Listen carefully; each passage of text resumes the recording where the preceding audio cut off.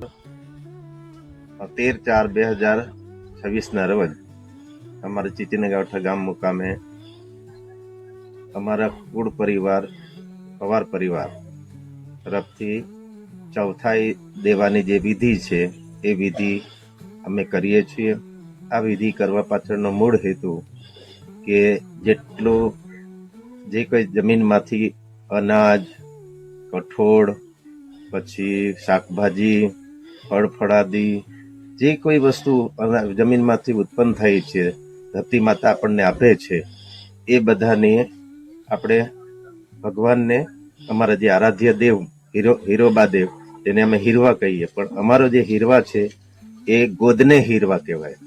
એ ગોદને હીરવાને અમે ચઢાવીએ છીએ। ઉપરાંત અમારી જે કુળદેવી છે કનશ્રી માતા, એ કનશ્રી માતા, ગાવત્રી, પછી ઈહમાઈ, અમારી જે ગોવાળ દેવ છે, એ બધાને અમે આ બધી વસ્તુ એક પૂજાના સ્વરૂપે એમને અમે અર્પણ કરીએ છીએ। અર્પણ કરીને એ જે અર્પણ કરવા પાછળનો અમારો મૂળ ઉદ્દેશ કે અમને આ બધી જ બાબતમાં ભગવાન, અમારા જે આરાધ્ય દેવી દેવતાઓ છે એ અમને બરકત આપે, એમાં અમારો સારી ઉપજ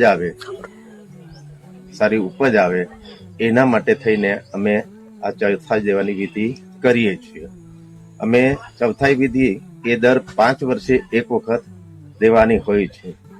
વિધિ કરતી વખતે અમે બધાની પૂજા કરીએ છીએ અને પૂજા કરીને પછી આ વસ્તુ અમારે આરોગવાની હોય, ત્યાં સુધી અમારે જે આરાધ્ય દેવી દેવતાઓ છે એ આરાધ્ય દેવી દેવતાઓને ચઢાવી અને ત્યાં સુધી અમે આરોગી શકીએ નહીં। એમાં અમે આ બધી વસ્તુ ચઢાવવાની સાથોસાથ જેટલા માણસો આવ્યા હોય એ બધા જ માણસોને અમારે હાથ પગ પકડવા પડે, બરાબર, બધા પૂજા કરવી પડે, એને પગે પડવું પડે। એ પગે પડીને પછી અમારે એક નૈવેદ્ય ધરવાનું હોય છે।